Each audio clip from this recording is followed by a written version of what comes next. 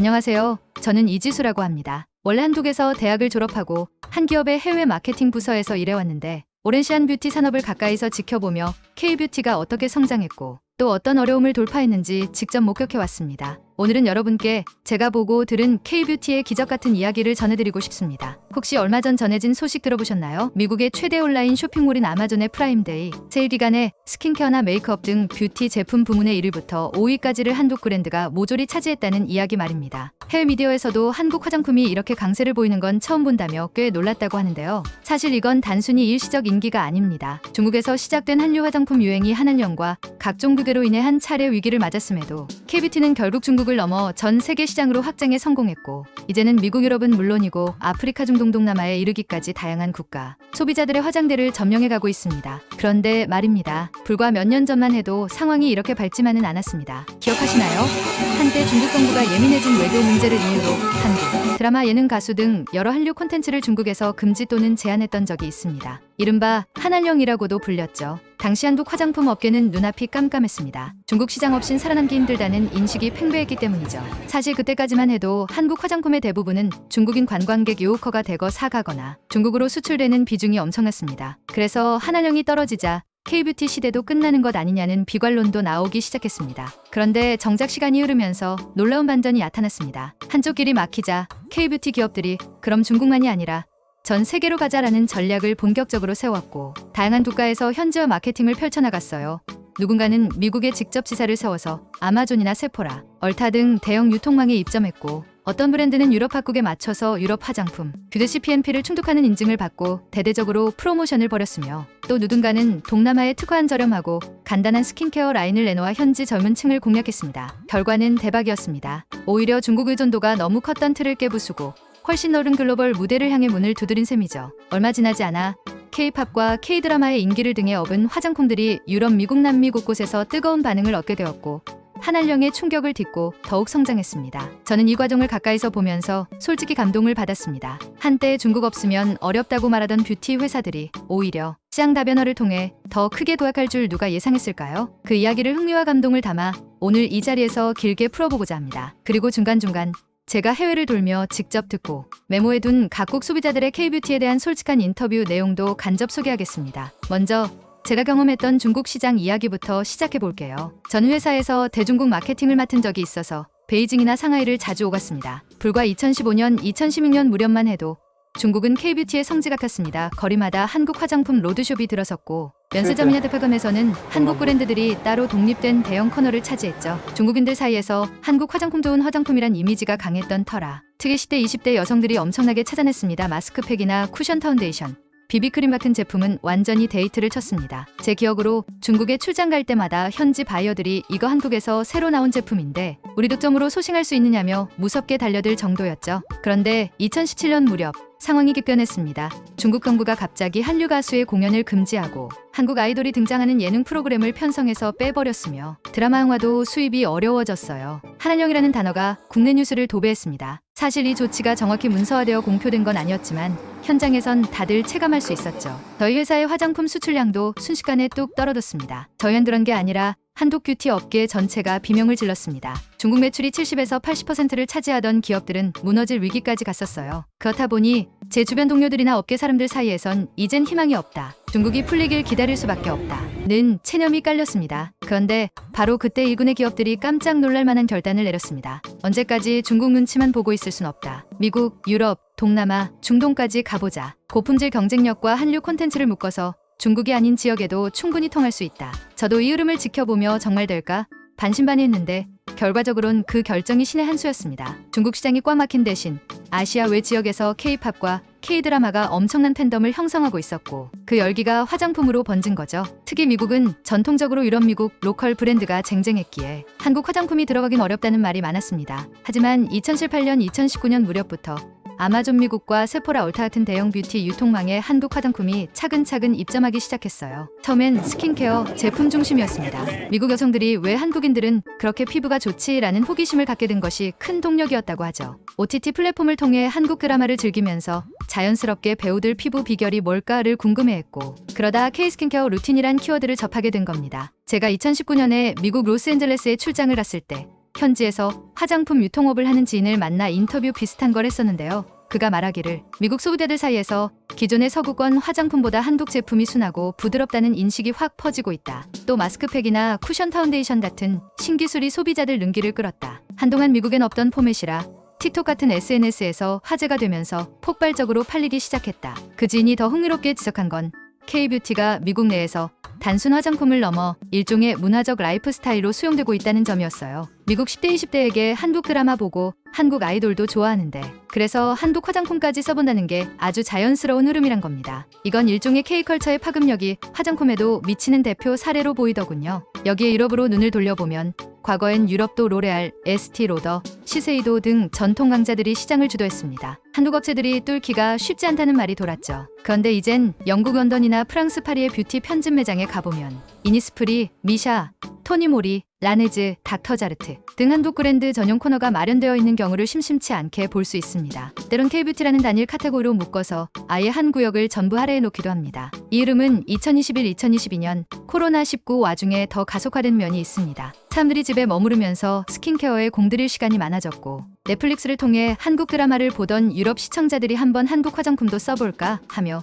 온라인 주문을 늘린 거죠. 제가 아는 한 프랑스인 친구는 원래 미국 화장품을 즐겨 썼다가 유튜브에서 K뷰티 리뷰 영상을 보고 호기심에 사봤다가 이후로 아예 갈아탔다더군요. 그녀의 표현에 따르면 가격 대비 가성비가 훌륭하고 자극적이지 않으면서 피부결이 눈에 띄게 좋아졌다고 합니다. 여트 K뷰티가 세계 각국에서 돌파구를 찾으며 성공적인 다변화를 이루고 있을 때 정작 중국에서도 분위기가 차츰 달라지기 시작했습니다. 한한령이 단교하면서 중국 내 한국 화장품 로드숍들이 여러 차례 철수를 했고 관광객 대상 사업들도 크게 줄었죠. 하지만 2020년대 들어 중국 내 MZ세대 소비자들이 한류 문화에 다시 스며들고 자신들끼리 해외 직구로 한국 화장품을 사들이면서 결국 수요가 다시 살아난 겁니다. 한한령이 완전히 풀렸다는 공식 발표는 없었지만 현장에서는 K뷰티가 조금씩 재진입하고 있었습니다. 제가 2022년에 회사 업무로 상하이에 갔을 때 현지 친구에게 들은 말이 아직도 기억납니다. 솔직히 정부가 제한한다니까 대놓고 한국 제품을 광고하긴 어렵지만 이미 SNS 샤오홍슈나 웨이보 등로 정보가 다 공유되고 있어 젊은 층은 일단 써보고 좋으면 계속 사서 쓰는 편이야. 게다가 메이크업 동영상에 K뷰티가 자주 등장하니까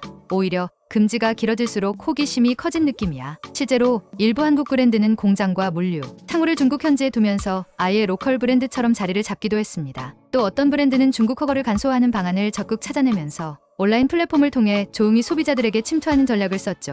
그 결과 2023년 이후엔 중국 시장에서 K뷰티 수출이 예전만큼 폭발적이진 않아도 꾸준히 점유율을 회복하는 모습을 보이고 있습니다. 과거처럼 중국의 견무라고 할 수는 없지만 여전히 크고 중요한 시장임은 분명해 보입니다. 하지만 무엇보다 눈길을 끄는 건 중동이나 아프리카, 중남미 같은 신흥 지역에서도 K뷰티에 대한 관심이 크게 늘고 있다는 사실이에요. 제가 직접 만난 한 카자흐스탄 출신 유학생 당시 한국 대학원 다녔던 에이자라는 친구는 한국 드라마 속 여배우의 립틴트가 정말 예뻐 보여서 오프라인 매장까지 찾아가 구매했었다고 합니다. 그 뒤로 화장법도 한국식으로 바꾸기 시작했는데 카자흐스탄 SNS 친구들에게 새로운 스타일이라며 소개하니 반응이 폭발적이었다고 하더군요. 한편 아프리카 케냐에서 온 분재가 세미나에서 만났던 분은 한국 화장품이 보습력은 뛰어나면서도 기름지지 않아 나처럼 덥고 습한 지역에도 맞는다고 극찬했습니다. 해외 직구로 사다 쓰는 사람들이 제법 된다네요. 이처럼 사용자 체험과 입소문이 여러 대륙으로 퍼져나가면서 K뷰티가 세계인의 화장률을 차지해가는 모습은 한편으론 문화의 힘을 실감하게 만듭니다. 과거라면 예쁘고 세련된 이미지, 서양 백인 모델이라는 공식을 떠올렸을 텐데 이제는 한국 드라마나 아이돌 스타를 모델로 삼아 맑고 깨끗한 피부를 강조하는 쪽이 더 주목받을 수 있게 된 거죠. 물론 K뷰티가 전 세계에서 인기를 누리기까지 저절로 된 건 아닙니다. 제품력 좋으면 알아서 팔리겠지 라고 기다리기만 했으면 실패했을 겁니다. 오히려 화장품 회사들이 스스로 치열하게 트렌드를 연구하고 현지 문화와 취향에 맞춰 제품을 개량해 나간 노력이 중요했던 것 같아요. 예를 들어 저희 회사가 과거 중동 쪽을 공략해 볼 때 처음엔 비비크림을 그냥 한국 버전 그대로 들고 갔다가 반응이 미적지근했습니다. 알고 보니 중동 지역에선 피부 톤이 한국과 달라서 기존 제품이 너무 밝게 뜨는 거예요. 또 사막 기후가 일상인 곳이 많아 한국형 대용으론 건조함을 완전히 잡아주기 힘들었고요. 결국 몇 차례나 샘플 재개발을 거쳐 아예 중동 전용 라인을 만들어서 내놓자 그제야 반응이 오르기 시작했습니다. 비슷하게 동남아 시장도 후덥지근한 기후 탓에 화장이 땀으로 쉽게 지워져 버리는 문제가 있습니다. 그래서 동남아 현지 전용 라인을 개발해 땀과 습도에도 쉽게 무너지지 않도록 수정했습니다. 당시 저희 제품팀이 땀 흘리며 베트남, 태국, 말레이시아를 돌아다니면서 테스트했던 기억이 나네요. 그렇게 현지화 노력을 쏟아부었기에 K뷰티가 단순 유행을 넘어 지속적인 인기를 누릴 수 있었다고 봅니다. 중요한 건 이런 경험의 축적이 결과적으로 중국 의존을 완화하고 KBT를 글로벌 브랜드로 한 단계 업그레이드하는 데 큰 도움이 되었다는 점이에요. 한때 어떤 임원분이 제게 중국 시장에 100을 쏟아붓던 걸 이젠 전 세계 여러 국가에 20, 20, 20씩 나눠서 투자한다. 그러다 보니 더 안정적이고 회복 탄력성이 좋아진 느낌이라고 말씀하신 적이 있습니다. 한 시장에서 규제가 생긴다고 해서 당장 망해버리는 게 아니라 다른 시장에서 만회할 수 있다는 거죠. 그리고 이렇게 전 세계가 골고루 KBT 팬층을 형성해주면 결과적으로 더 오래 살아남는 산업이 될 테고요. 자, 여기서 잠시 해외 소비자들의 K뷰티 사랑 에피소드를 간략히 소개해볼까 합니다. 제가 여러 나라를 다니며 직접 만나거나 서면으로 인터뷰했던 사례인데 모두를 한꺼번에 보여드리긴 어렵지만 몇 가지 흥미로운 반응을 정리해봤습니다. 넷플릭스에서 한국 드라마 사랑의 불시착을 보고 여주인공 피부가 너무 예뻐서 궁금했어요. 미국 브랜드랑 달리 한국 스킨케어는 단계적으로 바르는 방식을 강조하더군요. 귀찮을 줄 알았는데 오히려 재밌고 피부가 촉촉해졌어요. 지금은 K드라마도 좋아하지만 매일 한국 마스크팩 붙이고 자기 전 사진을 SNS에 올릴 정도로 K뷰티에 빠졌답니다. 한국 화장품은 성분 리스트가 비교적 투명하고 착하다는 느낌을 줍니다. 독일도 자연주의 화장품이 인기이긴 하지만 한국 제품은 혁신적인 제형과 디테일한 사용감을 동시에 갖췄어요. 특히 쿠션 파운데이션은 유럽인 친구들 사이에서도 꽤 화제예요. 휴대가 간편하고 두껍지 않게 화장을 정돈할 수 있으니까요. 몇 년 전까지만 해도 한국 화장품을 구하기가 어려워서 해외 직구로 사다 썼어요. 그런데 요즘은 현지에도 전문 쇼핑몰이 생겼고 아예 K뷰티 코너를 갖춘 매장도 있어요. 제 주변 친구들도 한국 메이크업 스타일에 도전해보고 싶어서 틱톡 영상을 보며 따라해요. 피부가 건조한 편인데 K뷰티는 수분감을 주면서도 끈적이지 않아서 좋아요. 태국은 덥고 습해서 화장이 쉽게 무너지는 편인데 한국 제품 중엔 땀이나 습도에도 견디는 아이템이 꽤 많아요. 또 어떤 브랜드는 SPF 자외선 차단 지수가 높아 피부 보호 기능이 뛰어난데 끈적임이 없어 좋더라고요. 초반에는 이거 여자들만 쓰는 것 아냐? 했는데 요즘은 남자들도 K-뷰티 스킨케어 정도는 자연스럽게 써요. 이렇듯 국적과 성별, 나이대가 제각각인 이들도 K뷰티가 부드럽고 실용적이며 트렌디하다는 공통된 인상을 갖고 있었습니다. 그리고 무엇보다 한국 드라마 음악 예능 같은 문화 콘텐츠가 뷰티 제품의 노출을 돕는 마중물 역할을 했다는 점이 크다는 걸 느꼈습니다. 이야기가 길어졌는데요. 지금까지는 K뷰티가 중국 시장 위기를 겪은 후 어떤 식으로 전 세계로 시장을 넓혀왔는지에 대한 흐름을 간단히 정리해드렸습니다. 사실 이 과정에서 눈물겨운 시행착오도 많았습니다. 당장 중국 매출이 확 끊기자 적지 않은 중소 화장품 회사들이 도산 직전까지 내몰렸고 일부는 부도를 피하지 못하기도 했어요. 하지만 한국 뷰티 산업이 놀라운 점은 그런 상황에서도 빠르게 해외 네트워크를 뚫고 현지 소비자들에게 호소력 있는 제품과 브랜드 스토리를 만들어냈다는 겁니다. 과거라면 아무리 품질이 좋아도 해외 진출은 대기업만 가능하다고 믿었던 고정관념을 중소 스타트업 브랜드들이 보기 좋게 깼습니다. SNS 마케팅과 K-팝 협업, 그리고 효율적인 온라인 플랫폼 활용을 통해 단번에 전 세계 고객들에게 다가갈 수 있었죠. 결국 지금 미국 아마존 프라임데이에서 K뷰티 브랜드들이 1위부터 5위까지 휩쓸었다는 소식은 그간의 노력과 진화를 상징적으로 보여주는 결과라 할 수 있겠습니다. 예전에는 상상하기 힘들었던 일이니까요. 그 뒤로도 각종 해외의 세일 이벤트나 블랙프라이데이 때마다 K뷰티 제품들이 베스트셀러 상위권에 꾸준히 이름을 올리고 있습니다. 소비자 리뷰를 보면 처음 써봤는데 앞으로 계속 한국 제품만 살 듯이라는 멘트를 자주 볼 수 있어요. 이젠 K뷰티가 단순히 싸고 가성비 좋은 화장품을 넘어 혁신적이고 글로벌 트렌드를 주도하는 힘을 갖춰가고 있다는 이야기도 나옵니다. 저 역시 요즘 해외 뷰티 업계 소식들을 살펴보면 K뷰티가 내놓은 신기술과 콘셉트가 역으로 서양 브랜드들에게 벤치마킹 대상이 되는 케이스를 왕왕 보게 됩니다. 쿠션 파운데이션이나 앰플 마스크 같은 건 이제 서양 브랜드들도 그대로 따라하고 있으니까요. 물론 이 모든 것이 앞으로 장밋빛 미래만 보장한다는 뜻은 아닙니다. 글로벌 화장품 시장은 치열합니다. 자본력과 오랜 전통을 자랑하는 유럽, 미국 브랜드들, 중저가로 공격적인 영업을 펼치는 중국 로컬 브랜드들도 무섭게 치고 올라오고 있으니까요. 실제로 최근 몇 년 사이 중국 내부에서도 C뷰티라고 불리는 자국 화장품이 빠르게 성장했는데 그게 또 한때 K뷰티를 긴장시킨 적이 있습니다. 게다가 전 세계 불황이 심해지면 뷰티 산업도 타격이 불가피할 수 있겠지요. 하지만 적어도 K뷰티는 중국 의존 산업이라는 기존 프레임이 깨진 것은 한국 뷰티에게 매우 건강한 변화라 생각합니다. 이제 K뷰티는 한알령 이전보다 훨씬 넓은 무대에서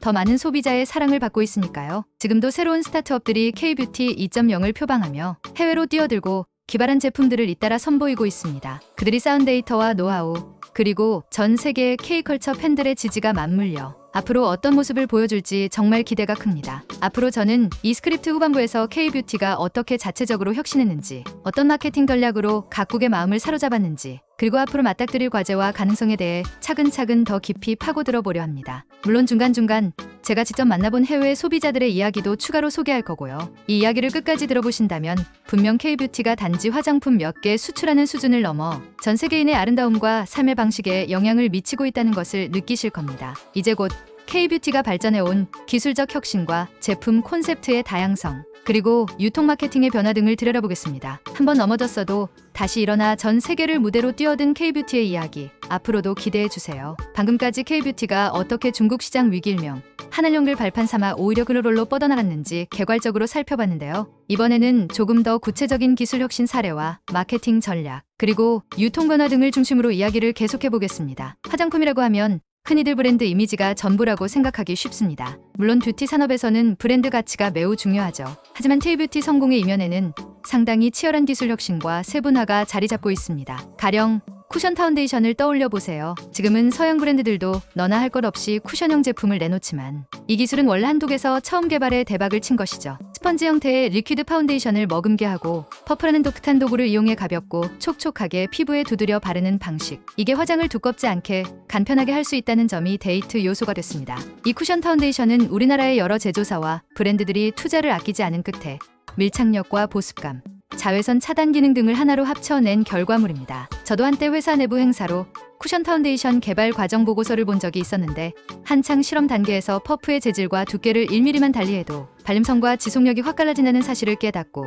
팀원들이 밤낮 없이 테스트를 거듭했다고 하더군요. 이런 세밀함이 쌓이다 보니 K뷰티가 사용감에서 큰 강점을 가지게 되었고 해외 고객들의 호기심을 자극하는 차별화 포인트가 된 것입니다. 비슷한 맥락에서 마스크팩도 예전에는 그냥 부직포에 에센스를 덧쳐서 붙이는 게 전부였지만 K뷰티에서는 이를 끊임없이 발전시켰습니다. 하이드로겔이나 상분해성 시트, 심지어 마이크로니들 바르는 주사 형태 시트처럼 소재부터 제형까지 아주 다양한 버전이 나왔습니다. 해외에서는 도대체 이런 마스크팩은 어떻게 만들었나 궁금해하며 실제로 한때 코리안 시트 마스크가 유튜브와 틱톡에서 열풍을 일으키기도 했죠. 제 지인이 운영하는 해외 온라인몰에서는 이 마스크팩 하나만으로 월 매출이 수천만 원까지 오른 적도 있습니다. 그리고 스킨케어 세분화. 한국에선 스킨로션 에센스크림 정도의 기본 단계가 익숙하지만 요즘 K뷰티는 훨씬 더 세분화되어 있습니다. 토너 하나도 물처럼 닦아내는 토너, 영양감을 주는 에센스 토너 등이 따로 나오고 에센스 세럼 앰플 등도 주름 개선용, 미백용, 진정용, 모공 관리용 등으로 나뉘어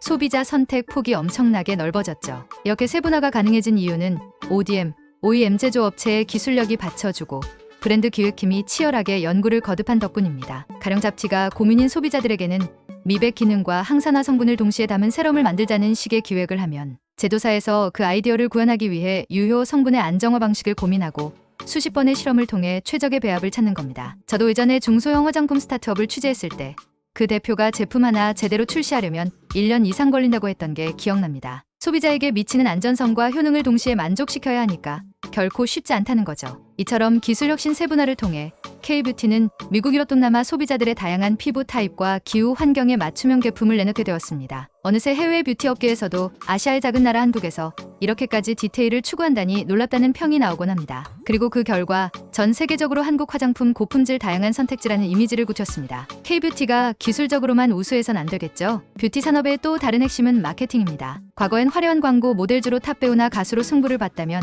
요즘은 더 다채로운 방식으로 해외 소비자들과 소통하고 있습니다. 특정 화장품 브랜드가 K-팝 그룹과 콜라보해 한정판 패키지를 만들거나 뮤직비디오 속 제품 PPL 간접 광고를 진행하는 사례가 많습니다. K-팝 팬들은 그들의 굿즈처럼 그 화장품을 사고 SNS에 인증하는 걸 즐깁니다. 동시에 음악 팬들 사이에서 해당 브랜드에 대한 입소문이 폭발적으로 퍼지죠. 드라마, 영화, PPL. 이건 전통적인 방법이지만 여전히 유효합니다. 한때 중국에서 땡땡 드라마에 나온 립스틱이 하루 수만 개씩 팔린 건 유명하죠. 지금은 넷플릭스 오리지널 시리즈 등 글로벌 플랫폼으로 한국 드라마가 나가다 보니 시청자들이 전 세계 곳곳에서 동시에 드라마 속 그 제품을 궁금해하며 구매로 이어집니다. 실제로 제 지인이 운영하는 화장품 쇼핑몰은 한국 드라마가 특정 장면에서 주인공이 비비크림을 쓰는 게 확인되면 곧바로 드라마 노출 상품이라고 표기에 해외 고객을 끌어들인다고 합니다. 그야말로 드라마 한 편이 글로벌 광고가 되어주죠. 최근 10대 20대는 짧은 영상 쇼폼으로 화장품 사용법이나 리뷰를 접합니다. KBT 브랜드들은 이를 위해 연예인이 아닌 일반인 인플루언서와 협업하는데도 적극적입니다. 미국 틱토커나 유럽 인스타그래머에게 샘플을 보내고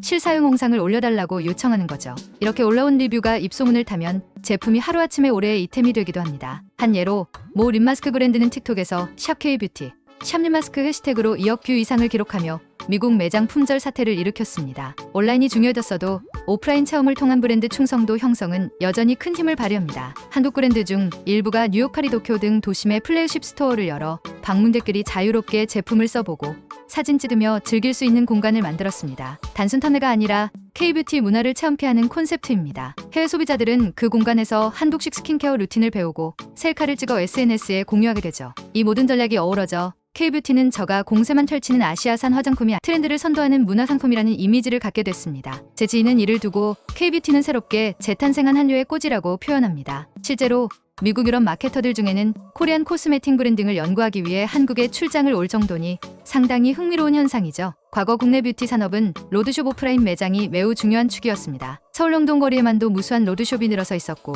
여기로 관광 온 외국인들이 문전성시를 이뤘죠. 그런데 코로나19와 함께 관광객이 사라지고 전 세계 쇼핑 트렌드가 온라인으로 급속 전환되면서 K뷰티 기업들 역시 온라인 유통에 사활을 걸게 됐습니다. 아마존, 이베이, 월마트닷컴 미국, 알리익스프레스, 타오바오 중국, 쇼피, 라자다 동아나 등등 각 권역별 온라인몰에 입점해 글로벌 배송을 지원. 해외 직구 수요를 잡기 위해 한국의 본사 창고에서 직접 해외 배송을 하는 쇼핑몰을 운영하거나 현지 물류 창고 3PL, 4PL을 확보해 배송 속도를 높이기도 합니다. 현지 플랫폼에서 꾸준히 할인 쿠폰, 라이브 커머스 방송 등을 열어 구매 장벽을 낮춥니다. 한편 오프라인을 포기하지 않고 온라인과 시너지를 내는 O2O 전략을 펼치는 기업도 늘고 있습니다. 예를 들어 미국 얼타나 세포라 같은 뷰티 편집 매장이 입점하되 그 매장에서 고객이 직접 테스트하고 마음에 들면 QR코드를 스캔해 온라인 구매로 이어지는 시기죠. 때론 해당 재고가 없다 해도 QR로 연결된 브랜드 사이트에서 당일 배송해준다면 소비자는 불편이 없으니까요. 이렇게 온라인 오프라인을 넘나드는 유통이 확산되면서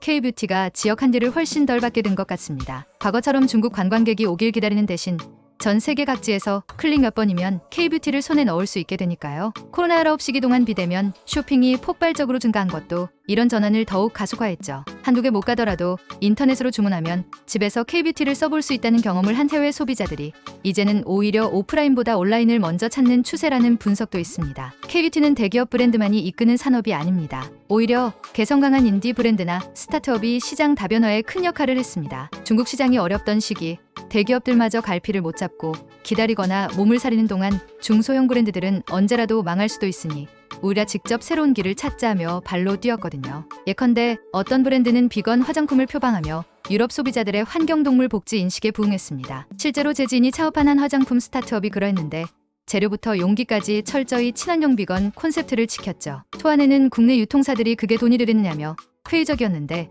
막상 유럽과 미국 일부 지역에서 열광적인 반응이 오면서 지금은 오히려 국내에서도 주목받고 있습니다. 또 다른 예로 남성 전용 K뷰티 브랜드가 탄생한 적이 있습니다. 원래 한국 남성 화장품 시장은 작다고 여겨졌지만 요즘은 젊은 남성층도 꾸미는 걸 자연스럽게 받아들이고 있고 해외에서도 유사 흐름이 보인다고 판단해 만들어진 것이죠. 이 브랜드 대표는 일본, 태국, 미국 서부 지역 등 남성 그루밍 시장이 급성장하는 곳들을 집중 공략했습니다. SNS로 적극 홍보한 결과 꽤 안정적으로 해외 팬층을 만들어냈다고 합니다. 가볍게 바르면서도 각질유분을 효과적으로 잡아준다, 스킨케어 단계를 간소화했다 같은 점이 매력 포인트가 되었대요. 이렇듯 인디 브랜드들은 작지만 날렵하게 움직이며 특정 국가나 특정 세대를 타깃으로 한 콘셉트와 제품을 기획해 해외로 나갔고 그중 상당수가 지금의 K뷰티 전성시대를 함께 만들어냈다고 볼 수 있습니다. 그리고 이 브랜드들의 성공 스토리는 또 다른 스타트업들에게 우리도 할 수 있다는 용기를 주면서 선순환을 일으키고 있죠. 이제 해외 이용자들의 반응을 좀 더 구체적으로 살펴볼까요? 앞서도 여러 사례를 언급했지만 조금 더 깊이 있는 관점에서 어떤 심리가 K뷰티에 열광하게 만드는지 궁금했습니다. 그래서 저는 작년에 개인적으로 간단한 설문조사를 진행했습니다. 물론 대규모 통계는 아니고 SNS를 통해 아는 사람들 100여 명에게 받은 정도이지만 몇 가지 흥미로운 답변이 있었습니다. 가장 많은 응답자가 K-팝이나 K-드라마를 좋아하다 보니 자연스럽게 한국 화장품을 알게 됐다라고 밝혔습니다. 아끼는 아이돌 그룹이 광고하는 브랜드이기에 마치 굿즈를 사는 기분으로 구매했다는 의견도 있었죠. 이는 곧 뷰티 산업이 단순한 상품 판매가 아니라 문화와 감성의 결합으로 이어지고 있음을 보여줍니다. 서양 화장품은 가끔 너무 무겁거나 혹은 알코올 성분이 강해 트러블이 생겼는데 한국 스킨케어는 비교적 순하고 초보자도 사용하기 편했다는 의견이 다수였어요. 트러블 진정을 위한 성분의 시카, 티트리 등을 한국에서 먼저 알았고 실제로 효과가 있었다라고 답한 사람도 있었습니다. 단순히 제품을 바르는 것을 넘어 한국식 10단계 스킨케어를 익히면서 자기만의 힐링 루틴을 느낀다는 응답이 꽤 나왔습니다. 특히 코로나19 시기에 집에서 보내는 시간이 늘면서 마치 스파를 하듯 꼼꼼한 K뷰티 루틴을 즐기는 문화가 퍼진 것 같다는 분석이죠. 새로운 아이템을 사서 개봉하고 발라보고 틱톡이나 인스타그램에 사용 후기를 올리는 게 하나의 놀이가 됐다는 의견도 있었습니다. 소소한 재미에 라이브 방송야 댓글을 통해 다른 유저들과 소통하는 과정이 즐겁다고 하더군요. 이런 맥락을 보면 K뷰티가 성공한 요인은 단순히 중국 등에서 싼 가격으로 많이 팔았기 때문이 아니라 전 세계 팬들이 아름다움을 통해 일종의 문화를 공유하고 즐기는 장이 되었기 때문이라는 생각이 듭니다. 그렇다면 이제 K뷰티가 모든 면에서 탄탄대로냐? 꼭 그렇지 않습니다. 경쟁 심화 C뷰티 중국 로컬 브랜드나 J뷰티 일본 브랜드, 그리고 서구권의 대형 브랜드들도 K뷰티가 열어놓은 신흥시장에 적극 뛰어들고 있습니다. K뷰티 특유의 제형이나 스토리를 모방하며 가격 경쟁력을 높이기도 하지요. 인증규 장벽 유럽이나 미국 시장에서 화장품을 유통하려면 엄격한 인증과 규정을 통과해야 합니다. 특히 최근엔 동물 실험, 성분 안정성, 환경 친화적 패키지 등 다양한 이슈가 부각되고 있죠. 현지화의 한계 지역별로 피부톤, 기후, 문화가 천차만별이라 맞춤형 라인업을 제대로 갖추지 않으면 경쟁에서 밀릴 수밖에 없습니다. 한류 의존도 아무리 한류가 전 세계적으로 주목받고 있다 해도 만약 시간이 지나 한류 열기가 식는다면 그럴 때 K뷰티가 과연 자체 경쟁력으로 버틸 수 있을까 하는 우려도 존재합니다. 그럼에도 지금껏 보여준 도전과 성장을 보면 K뷰티는 앞으로도 끊임없이 새로운 돌파구를 만들어낼 가능성이 커 보입니다. 이미 테크 뷰티 분야로 확장하는 움직임도 있습니다. 예를 들어 AI 피부 분석 기기를 도입해 개인별 맞춤 화장품을 제조해준다든지 메타버스를 활용해 화장을 가상으로 미리 시도해볼 수 있는 경험을 제공한다든지 말이죠. 요즘 제가 만난 한 스타트업은 3D 프린팅 기술로 얼굴형에 딱 맞춘 커스텀 마스크팩을 제작하는 데 도전하고 있었습니다. 어쩌면 이런 끊임없는 혁신이야말로 K뷰티를 지금의 위치로 이끈 진짜 원동력인지도 모릅니다. 하나령으로 중국문이 닫혔을 때도 가만히 앉아있을 수 없다며 발빠르게 글로롤로 나갔던 그 에너지처럼 앞으로도 K뷰티는 새로운 기회를 찾아낼 거라고 믿습니다. 마지막으로 최근 제게 도착한 한 이메일 이야기를 덧붙이고 싶습니다. 미국 콜로라도주에 사는 교포 이세분인데 현지 대학에서 마케팅을 전공 중이라고 하더군요. K뷰티에 관심이 많아서 소규모 온라인몰을 운영하고 있다고 해요. 이메일을 요약하면 이렇습니다. 지수님, 안녕하세요. 저는 미국에서 태어나 자란 교포인데 어릴 때는 한국 문화에 큰 관심이 없었어요. 그런데 K-팝과 드라마가 미국에서 히트하는 걸 보며 저도 자연스럽게 K뷰티를 접했습니다. 처음엔 한독 화장품이 그렇게 대단해? 하는 의문이 있었지만 직접 써보니 달랐어요. 그리고 제 주위 친구들도 한독 음식을 좋아하다 보니 찾더라고요. 그래서 취미삼아 소규모로 K뷰티 온라인몰을 열었는데 하루가 다르게 주문이 늘어서 이젠 제게 중요한 사업이 됐습니다. 제가 태어나고 자란 곳이긴 해도 매일 새로운 사람들이 이거 한독 거야 하며 신기해하는 걸 보면 뭔가 기쁘고 뿌듯해요. 한국에 뿌리를 둔 문화가 이렇게 사랑받는구나 하면서요. 앞으로 더 많은 미국인이 K뷰티를 접하게 하고 싶고 한독의 다양한 브랜드를 소개해보고 싶습니다. 때론 물류나 통관 문제로 골치가 아프지만 그래도 열심히 해볼 생각입니다. 저는 이 메일을 읽으며 K뷰티가 단지 화장품 수출 이상의 의미를 지니고 있다고 다시금 느꼈습니다. 해외 동포나 유학생 혹은 그저 K컬처에 열광하는 외국인 개인까지도 K뷰티를 통해 한국과의 연결점을 찾고 있었으니까요. 이제까지 K뷰티의 거시적인 흐름과 기술 마케팅 혁신을 살펴봤는데요. 이번에는 더 다채로운 사례들과 함께 제품 뒤에 숨은 사람들 이야기를 조금 더 심도 있게 들여다보려 합니다. 제가 여러 나라를 오가며 만났던 업계 종사자 디스트리뷰터 그리고 소비자들의 생생한 경험담을 전해드릴까 해요. 이 안에서가 어떻게 문화와 일상 속으로 파고드는지 그리고 미래 방향은 어떨지 좀 더 또렷하게 볼 수 있으리라 생각합니다. 앞서 말씀드렸듯 중동은 기후와 문화적 요건이 달라 K뷰티가 한때 공략하기 쉽지 않았던 지역 중 하나였습니다. 그런데 2019년 제가 서울에서 주최된 한 중동 바이어 초청 간담회에 참석했을 때 재미있는 이야기를 들었어요. 사우디아라비아 리야드에서 왔다는 한 여성 디스트리뷰터 파티마라고 칭하겠습니다가 한독산 아이섀도우 팔레트를 대박냈다며 스스로도 놀라워하더군요. 원래 중동 지역에선 조금 더 짙고 강렬한 색감을 선호한다는 통념이 있었는데 K뷰티 특유의 은은하고 부드러운 질감이 오히려 새로운 매력으로 받아들여졌다는 겁니다. 파티마의 말에 따르면 SNS에서 한 사우디 메이크업 아티스트가 그 팔레트를 써보고 리뷰 영상을 올렸는데 아랍풍 의상에도 생각보다 잘 어울린다는 반응이 터져나오면서 젊은 세대가 우르르 구매했다는 거죠. 또 하나 흥미로웠던 건 스킨케어 쪽에서도 미백이나 톤업보다는 진한 보습과 피부결 덕분에 집중하는 라인들이 오히려 잘 팔렸다 합니다. 사막 기후 특성상 피부가 건조해지는 걸 막아주면서도 번들거리지 않는 제형을 찾았고 마침 K뷰티에 그런 제품이 많았던 거예요. 그 디스트리뷰터는 중동에도 이미 서양 브랜드들이 잔뜩 들어와 있긴 하지만 K뷰티 세밀한 사용감을 원하는 층에게 훨씬 매력적으로 다가갔다고 말했습니다. 게다가 한류 드라마를 보는 중동 시청자도 꽤 되기에 한국 여배우 스타일을 흉내내고 싶다는 욕구가 자연스레 일어난다는군요. 이 이야기를 듣고 저는 깨달았습니다. 어느 시장이라도 막연한 통념만 갖고 접근하면 안 된다. 중동은 무조건 진한 메이크업이라고 단정지었는데 사실 그 지역 안에도 세대나 계층에 따라 다양한 취향과 니즈가 존재했던 거죠. K뷰티는 그 다양한 틈새를 파고들 방법론을 갖추고 있었고 실제로 성과를 낼 수 있었습니다. 얼마 전 케냐 나이로비에서 화장품 유통 비즈니스를 하는 한인분을 인터뷰할 기회가 있었습니다. 케냐라고 하면 우리가 흔히 사파리나 자연 풍광을 먼저 떠올리지만 나이로비는 대도시화가 진행되며 미용 패션 업계도 급속히 성장 중이라고 해요. 그분은 처음에 명동의 로드숍을 운영하다가 한한령 이후 중국 관광객이 끊기자 왜 중국에만 기대야 하나 다른 대륙도 보자라는 마음으로 아프리카 시장을 조사하게 됐다 합니다. 그리고 몇 달 동안 직접 나이로비를 돌아다니며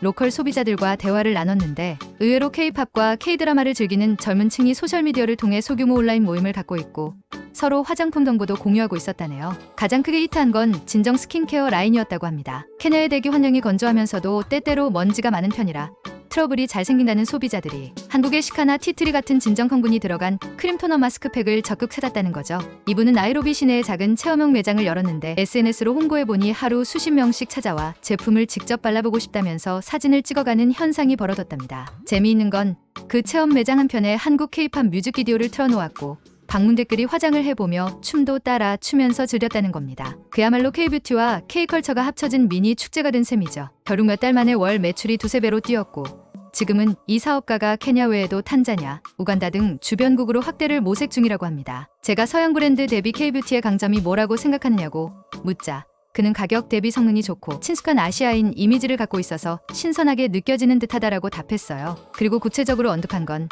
미국 유럽 화장품은 실험적 성분을 쓴다거나 너무 고가인 반면 K뷰티는 자연 유래 성분을 조화롭게 조합하고 패키지도 귀엽고 세련되어서 젊은 층 취향에 맞춘다는 점이었죠. 이제 잠시 제가 한국에서 직접 만나본 스타트업 몇 곳의 사례를 짚어보고자 합니다. 중국 의존도가 너무 높았던 시절이 끝나고 그 공백을 메우려는 신생 기업들이 어떤 식으로 글로벌 진출을 꿈꾸고 있는지 궁금하실 텐데요. 어느새 창업 3년 차가 된 A사는 처음부터 내수 시장보다는 해외 직구 고객을 1차 타깃으로 삼았습니다. 이 회사가 만드는 건 콜라겐, 음료나 유산균 등 이너뷰티 제품과 그와 연계된 스킨케어 라인입니다. 즉, 내외부에서 동시에 아름다움을 관리하자는 컨셉이죠. A사 대표 말로는 미국이나 유럽에서도 이너뷰티에 대한 수요가 꾸준히 늘고 있는데 정작 서구권 브랜드들은 이너뷰티를 한꺼번에 묶어 제안하는 경우가 드물었다고 합니다. 그래서 이 부분을 K뷰티 방식으로 차별화한 겁니다. 예컨대 유산균 프로폴리스 함유 음료를 마시면서 외부로는 에센스나 앰플을 바르는 식의 루틴을 제안하고 제품 패키지도 통일감을 주었어요. 그랬더니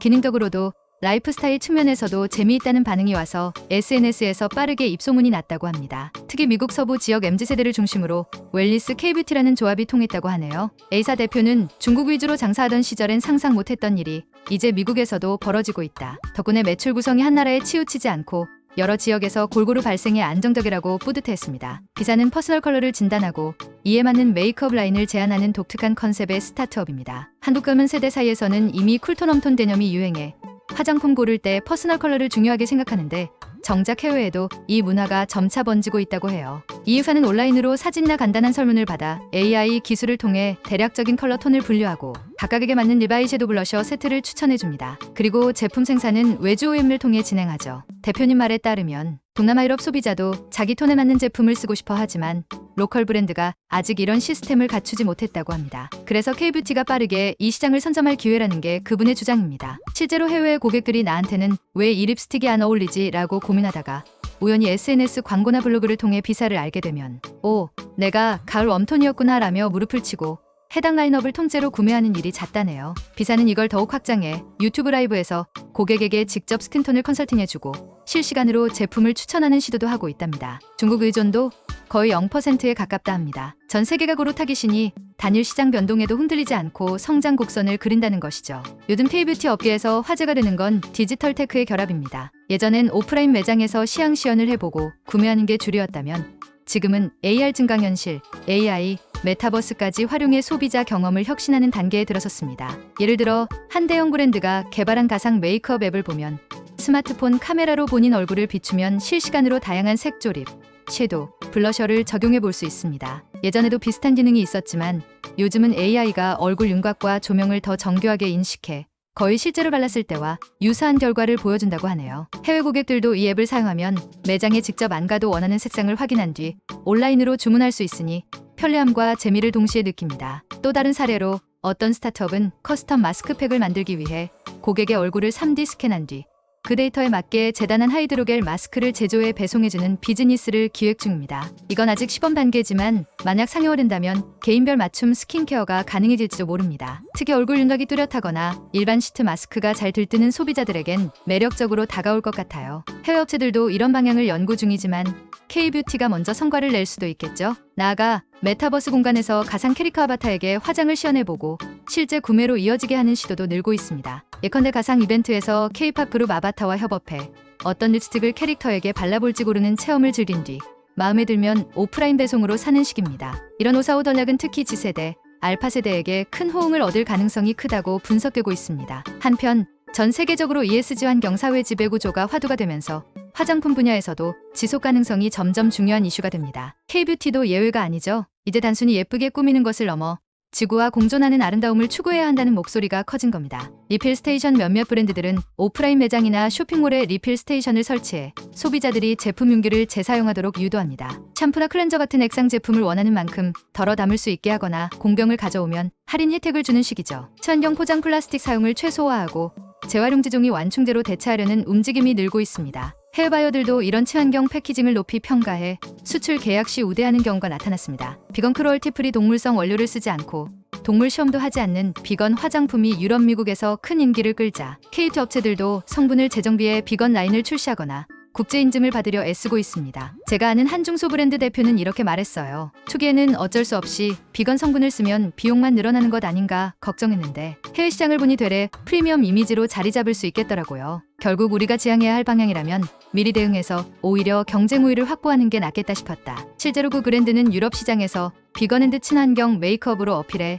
짧은 기간에 괜찮은 성과를 올렸다 합니다. 이런 지속 가능성 흐름은 그냥 트렌드를 좇는 게 아니라 장기적으로 K뷰티가 글로벌 표준에 맞추어 갈 필수 과제이기도 합니다. 미국, 유럽은 물론 중남미, 동남아 일부 국가까지 환경과 윤리 문제에 민감한 소비자들이 빠르게 늘어나고 있으니까요. K뷰티가 한류 프리패스로만 팔릴 수 있는 시기는 점점 줄어드는지도 모릅니다. 이젠 원료, 생산, 포장, 유통 과정 전반에서 책임감 있는 방식을 보여주어야 진짜 글로벌 리더로 인정받을 수 있을 겁니다. 마지막으로 제가 2023년 중순에 해외 뷰티 박람회를 돌아다니면서 느낀 점을 공유해볼까 해요. 제가 간 곳은 미국 라스베이거스의 대형 뷰티 박람회와 이탈리아 볼로냐의 코스모프로프였는데 여기에 한국 업체들이 부스를 열고 참전했고 많은 해외 바이어가 몰려드는 걸 직접 목격했습니다. 미국 라스베이거스 박람회 K뷰티라고 표시된 공동 부스가 있었는데 대형 대기업만이 아니라 중소업체 스타트업까지 줄줄이 참가했어요. 한국어를 조금이라도 알아듣는 현지 바이어들이 안녕하세요 라고 반갑게 인사하며 다가왔고 어떤 회사는 아예 K-팝 음악을 부스에서 틀어놓으며 분위기를 띄우기도 했습니다. 해외 바이어들이 한국이라면 일단 품질은 믿는다는 반응을 보이는 게 인상적이었어요. 과거에는 너희가 얼마나 싸게 줄 건데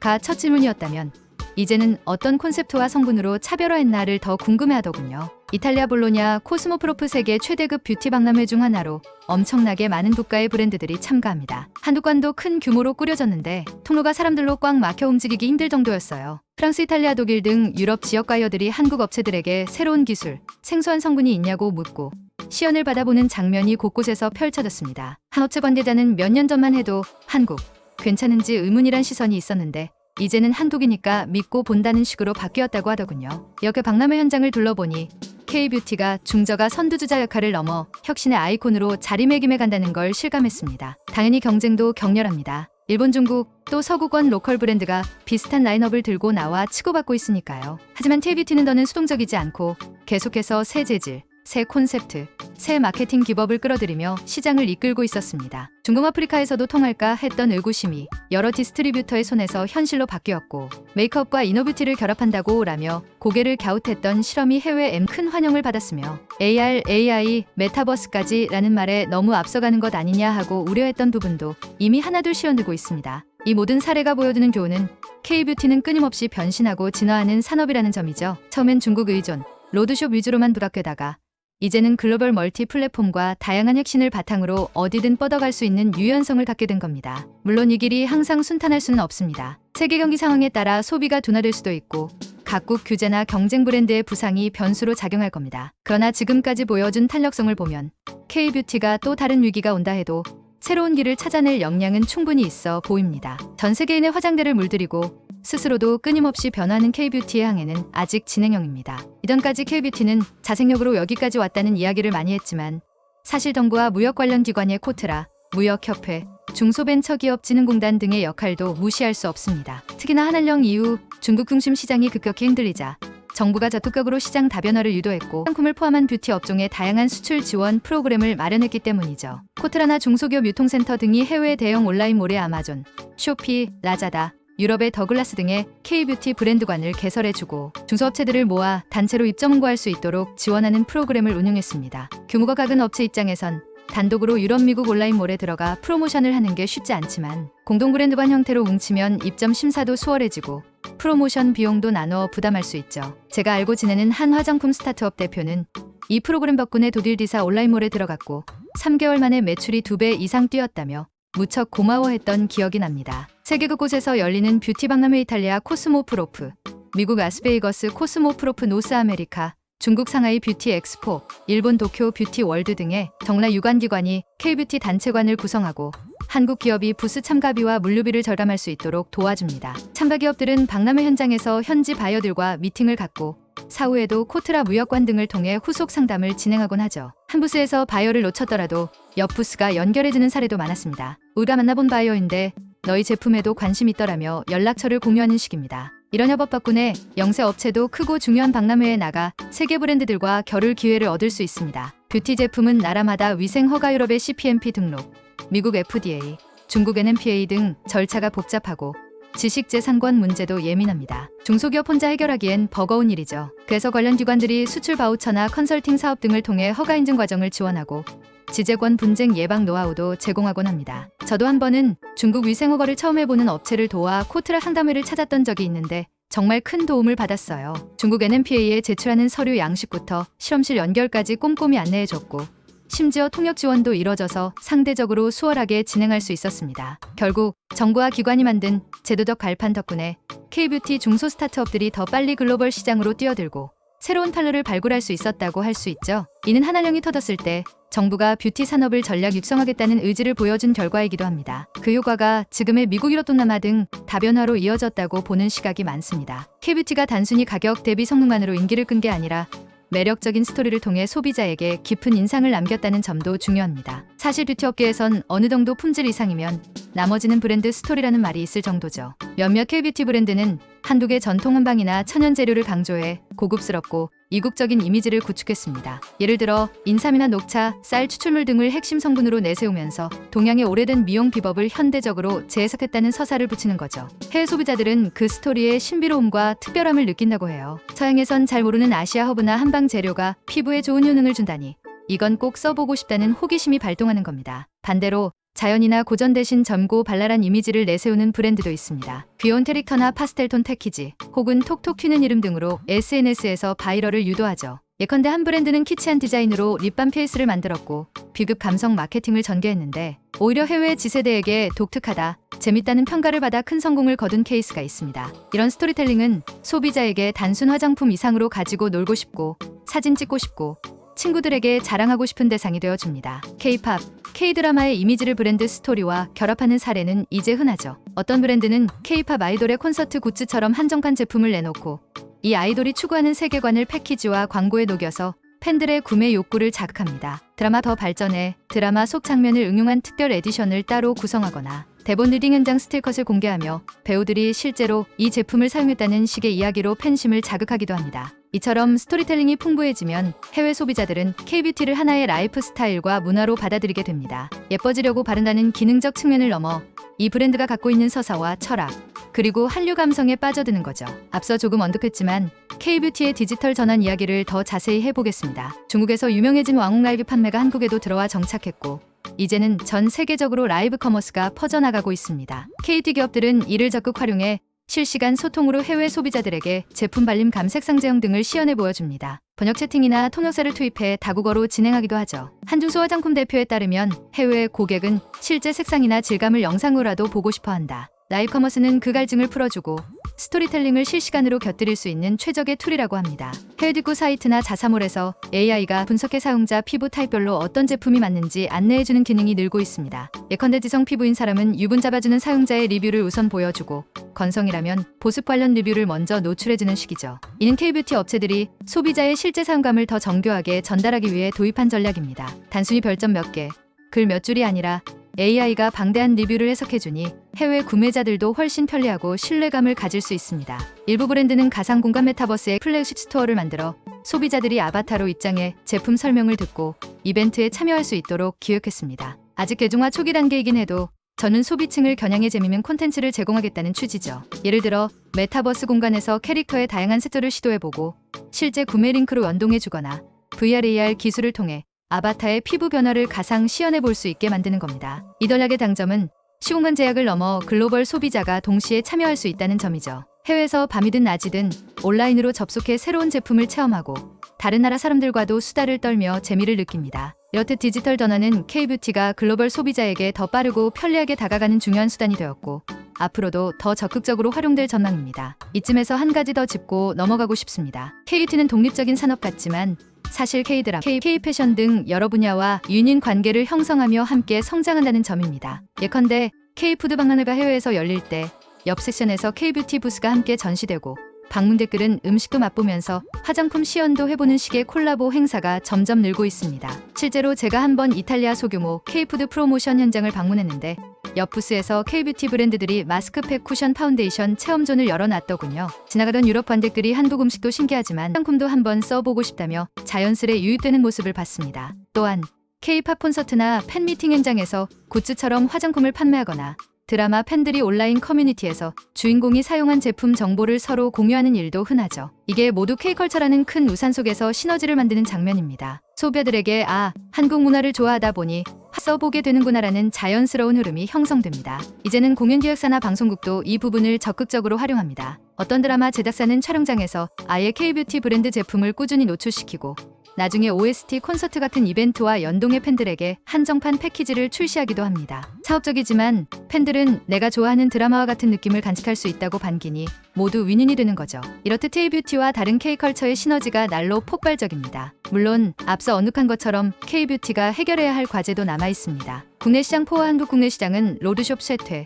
온라인 경쟁 과열 등으로 업체 간 혈투가 벌어지는 중이죠. 그래서 대부분의 성장은 해외에서 이루어지고 그만큼 해외 경쟁도 치열합니다. 이루 소비자들은 K뷰티가 너무 우후죽순 브랜드를 쏟아내니 도대체 뭘 사야 하나라며 혼란을 겪기도 합니다. KT라는 말도 너무 보편화돼 예전처럼 신기함만으론 어필하기 어렵다는 지적이 나옵니다. 새로운 규제와 CSR 기업의 사회적 책임 화장품 성분 환경 안전 규제가 갈수록 강화될 텐데 중소기업이 이를 따라가려면 비용과 인력이 많이 들어요. 또 기업들은 단순히 예쁘고 좋은 제품을 넘어서 사회적 가치까지 고려해야 한다는 요구를 받습니다. 한류 의존에 이면 한류 열기가 식지 않을 것 같지만 문화 트렌드는 언제든 변할 수 있죠. 만약 K-팝이나 드라마가 주춤하면 화장품에 대한 관심도 한풀 꺾일 수 있다는 우려가 있습니다. 이를 극복하려면 K뷰티 자체의 독자적 기반을 더 단단히 다져야 한다는 의견이 많습니다. 그럼에도 K뷰티는 이미 진정한 글로벌 시장 곳곳에 뿌리를 내린 상태입니다. 한한령 건후의 큰 위기를 맞았어도 제도약한 걸 보면 앞으로 또 다른 파고가 와도 새로운 혁신으로 살아남을 잠재력이 충분해 보입니다. 최근 어떤 업계 관계자는 이렇게 말하더군요.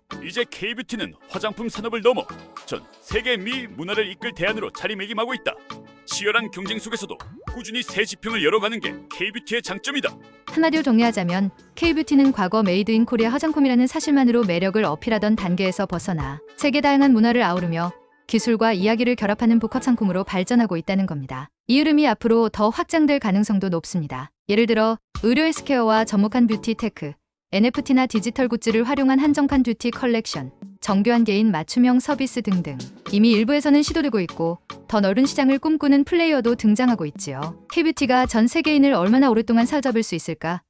이는 결국 K컬처의 지속성과 K뷰티 내부의 자기 혁신 능력에 달려있다고 봅니다. 지금까지 보여준 탄성 괴풀리과 창의성만 본다면 충분히 밝은 미래가 예상되지만 그저 관성에 기대서는 안 되겠죠. 정보업계 소비자가 함께 지속 가능한 뷰티 생태계를 만들어야 할 것입니다. 안녕하세요. 이번에는 K뷰티가 어떻게 정부 유관 기관 지원을 받으며 글로벌 무대에 안착했는지, 그리고 브랜드 스토리텔링과 디지털 전환 측면에서 어떤 발전을 이루고 있는지를 좀 더 깊이 파고들어 보려 합니다. 저는 직장 생활을 하면서 여러 공공기관이 주최하는 화장품 수출 상담이나 해외 박람회 지원 사업에 참여해 본 적이 있는데요. 그 경험을 바탕으로 K뷰티가 중소기업 스타트업을 중심으로 왜 이렇게 빠르게 성장할 수 있었는지도 함께 설명해 드리겠습니다. 이번 마지막 편에서는 K뷰티가 앞으로 어떤 방향으로 나아갈 수 있을지, 어떤 혁신이 우리를 기다리고 있는지, 또 소비자들은 무엇을 기대하고 있는지 이야기해 보려 합니다. 스킨케어와 메이크업은 뷰티 산업의 핵심이지만 점점 더 많은 업체들이 헬스케어와의 접목을 시도하고 있습니다. 앞서 잠깐 예로 들었던 이너뷰티 스킨케어 융합 모델이 대표적이지만 더 큰 그림을 그리는 기업들도 있어요. 개인 유전체 분석 유전자 검사로 피부 노화 정도나 트러블, 취약성 등을 파악하고 그 결과에 맞춰 화장품 처방을 해주는 서비스. 한국 일부 클리닉에서 시범적으로 시작했는데 해외에서도 관심이 높아지고 있습니다. 만약 이게 상용화되면 완전히 개인 맞춤형 스킨케어가 가능해질지도 모릅니다. 디지털 헬스케어, 기기같이 얼굴에 부착해 피부 상태를 24시간 모니터링하고 데이터를 앱으로 보내주는 패치형 디바이스가 연구되고 있습니다. 이걸 K뷰티 브랜드와 연계하면 실시간으로 수분 유분 상태를 파악해 적절한 화장품을 추천해준다거나 배송해주는 프로세스가 만들어질 수도 있죠. 처방 전, 특별 레시피. 기존 화장품 산업은 OTC 일반 공산품 영역이지만 반반 의약품 형태로 개발해 피부 질환 예방에 특화한 제품을 선보이려는 움직임도 있습니다. 예를 들어 미백 기능뿐 아니라 특정 색소 침착 증상 완화를 돕는 성분을 더 적극적으로 조합한다거나 트러블 피부 전용 라인을 메디컬 코스메틱스 수준으로 강화한다든지요. 이렇게 뷰티와 헬스케어가 융합되면 K뷰티는 더 이상 화장품을 넘어 일종의 라이프 케어 플랫폼으로 진화할 가능성이 있습니다. 이는 곧 K메디컬과도 협력 영역이 넓어지는 시나리오죠. 한류 문화가 단지 외형적 아름다움만이 아니라 건강과 웰빙을 아우르는 토털 라이프 스타일로 확장되는 미래가 올 수도 있습니다. 우리가 흔히 기능성 화장품이라 하면 미백주름 개선 자외선 차단 등구를 떠올리는데 이미 국내 많은 연구소와 기업들은 더 심화된 기능성을 개발 중입니다. 예를 들어 상처 치유나 항염 효과를 극대화하는 포뮬러, 피부 장벽 복원을 위한 특수 단백질 활용, 혹은 프로바이오틱스를 결합해 면역 반응을 조절하는 식의 연구가 활발하죠. 이 과정에서 제약 바이오 영역의 노하우를 흡수하는 협력이 필수적입니다. 과거엔 화장품 회사가 순전히 화학자와 공학자 중심으로 포뮬러를 짰다면 이젠 생명공학자나 약학자가 함께 들어와 차세대 기능성 제품을 연구하기도 하거든요. 해외 시장도 일반화 달리 주메디컬급 기능성 화장품에 관심이 크니 K뷰티 업체들이 일찌감치 이 분야에 뛰어드는 건 상당한 이점이 될 수 있습니다. 실제로 모 제약회사와 협업한 시사 화장품 균 효과가 뛰어난 물질을 나노 단위로 안정화하는 기술을 개발해 두피케어 트러블 케어 라인에 적용했습니다. 그 결과 유럽의 유력 뷰티 편집숍과 계약을 맺으며 새로운 카테고리 개척자라는 평가를 받았죠. 또 다른 예로 줄기세포 기술이 화장품에 접목된 사례도 늘고 있습니다. 물론 의약품 수준의 치료 목적까지는 아니어도 손상 피부를 더 빠르게 개선한다거나 노화 진행을 늦추는 효과를 일부 보여주며 해외의 고급 시장을 공략하는 식입니다. 여튼 제약바이오와 만나는 K뷰티의 미래는 왜 굳이 K뷰티여야 하나라는 질문에 대한 유력한 답이 될 수 있습니다. 단순히 예쁘게 보이는 수준을 넘어 과학적 근거와 피부 건강이라는 깊은 가치를 제시한다면 글로벌 소비자들의 지갑이 더 오래 열려 있을 테니까요. 이미 언급했지만 앞으로의 K뷰티는 윤리적 소비와 지속 가능성을 무시할 수 없습니다. 전 세계 소비자들이 기업의 사회적 책임 CSR을 강하게 요구하고 환경 파괴를 초래하는 브랜드는 외면하겠다는 태도가 점점 커지고 있지요. 이는 K뷰티에도 중요한 도전 과제입니다. 이유나 영국, 호주 등은 화장품 동물 시험을 금지했고 미국 일부 주조에서도 비슷한 법이 추진 중입니다. 중국도 수입 화장품에 대한 동물 실험 의무가 완화되는 추세라 동물 실험이 필요 없는 라인을 원하는 목소리가 세집니다. KT 브랜드들도 동물 실험 대체법을 적극 개발하거나 크루얼티 프리 인증을 받아 윤리적 브랜드임을 강조해야 할 시점이 왔습니다. 단순히 화학 광부를 덜 쓴다 수준을 넘어 제품 전 성분이 동물성 원료 없는 비건인지 친환경 재배 농산물을 썼는지까지 따지는 소비자들이 늘어납니다. 이 때문에 원료 공급망 서플라이 체인을 투명하게 공개하고 환경 파괴 없는 방식으로 재료를 확보한다는 점을 인증받으려는 움직임도 중요해졌죠. 커피나 코코아처럼 화장품 원료도 공정 무역 개념이 적용될 수 있습니다. 예를 들어 아프리카나 동남아 지역에서 재배 추출되는 특정 식물성 오일을 쓸 때 해양 지역 농민들과 공정계약을 맺고 지속 가능성을 지키는 식이죠. 이런 이슈에 민감한 해외 고객은 정말 윤리적이고 책임감 있는 브랜드냐를 먼저 확인합니다. K뷰티가 세계 시장에서 자리매김하려면 이런 차원에서도 리더십을 보여줄 필요가 있습니다. 결국 윤리한 경사회적 가치를 얼마나 잘 담아내느냐가 K뷰티가 단순 소비재가 아니라 미래와 가치를 함께 전하는 산업으로 인정받을 관건이 될 겁니다. 앞서 인디 브랜드 스타트업 얘기를 했는데 이들은 여전히 K뷰티 혁신의 최전선에 서 있습니다. 몇 가지 흥미로운 아이디어를 더 소개해 볼게요. 매달 정해진 금액을 내면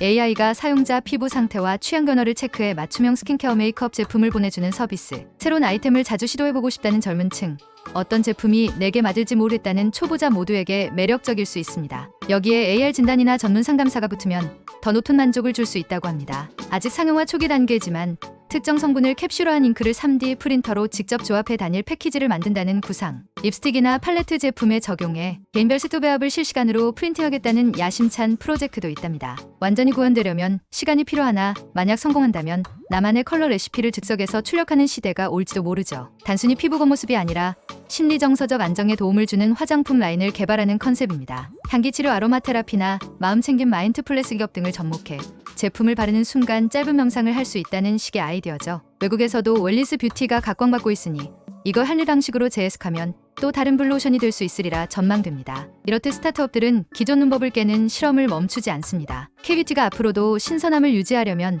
바로 이런 파격들이 정착해 나가는 생태계가 필요할 겁니다. 마지막으로 국내외 소비자들이 K뷰티에 대해 직접 남긴 바람을 정리해 보겠습니다. 최근 SNS 설문과 제 개인 네트워크에서 모은 의견이라 엄밀한 통계는 아니지만 적잖은 시사점을 준다고 믿습니다. K뷰티는 너무 브랜드와 제품이 많아서 초심자가 뭘 골라야 할지 모르겠다. 레이블 표기를 표준화해서 성분효과 등을 한눈에 볼 수 있으면 좋겠다. 퍼스널 컬러나 피부 타입별 추천을 더 직관적으로 제공해뒀으면 한다. 한국 본토에 비해 해외에서는 가격이 너무 비싸거나 배송이 오래 걸린다. 현지 창고나 물류센터를 확충해뒀으면 좋겠다. 가끔 해외 진출 브랜드는 포장만 바뀌고 제품이 달라지는 경우가 있던데 일관성 있는 퀄리티를 유지해달라. K뷰티가 K-팝, 드라마와 연계하는 건 좋지만 지나치게 상업적으로만 느껴지면 안 된다. 팬덤과 소통하면서도 제품 자체의 가치를 놓치지 않길 바란다. 단발성 이벤트 대신 해외 소비자도 참여할 수 있는 장기 커뮤니티나 챌린지를 진행하면 더 재미있을걸. 환경오염 문제에 책임지는 브랜드를 지지하고 싶다. 포장과대 포장이나 재활용 불가능한 소재는 줄이면 좋겠다. 동물 실험 안 한다는 브랜드를 찾기가 생각보다 어렵다.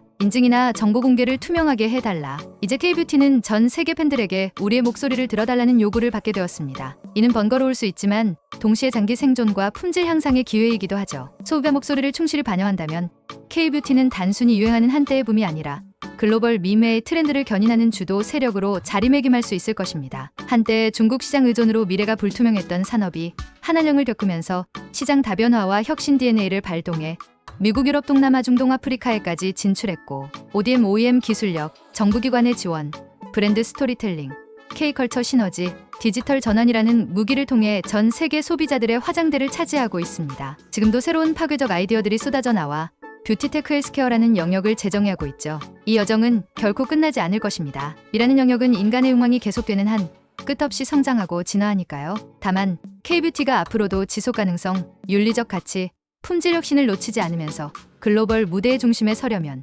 다음과 같은 노력이 필수일 겁니다. ODM, OEM을 통한 제조 혁신도 중요하지만 브랜드 자체적으로 독자적 기술력과 IP를 확보해야 더욱 차별화할 수 있습니다. 바이오 헬스케어 분야와 협업해 기능성 화장품을 넘어 메디컬 코스메틱스로 확장하는 전략을 취할 수도 있을 것입니다. 기후나 피부톤 차이에 따른 세분화가 필수입니다. 동남아, 중동, 유럽 등 각각이 원하는 질감과 컬러, 기능을 제대로 파악하고 맞춤 라인을 개발해 제공해야지요. 이를 위해 현지 법인 설립, 물류 인프라 구축, 인플루언서 협업 등을 장기적으로 추진해야 합니다. 동물 실험, 환경 오염, 원료 생산 과정 등 논란 요소를 최소화하고 적극적으로 정보 공개를 해야 합니다. 그게 글로벌 브랜드로 가는 왕도입니다. ESG 관점에서 자사와 협력사의 노동 환경, 쓰레기 처리, 공정무역 여부 등도 챙기면 지속가능 K뷰티로 더 큰 신뢰를 얻을 수 있습니다. K-팝, 드라마, 예능 등과 한 번 더 협업하면 그만이 아니라 소비자에게 K뷰티 브랜드가 전하고 싶은 세계관을 재미있게 전달해야 합니다. 메타버스, 라이브 커머스,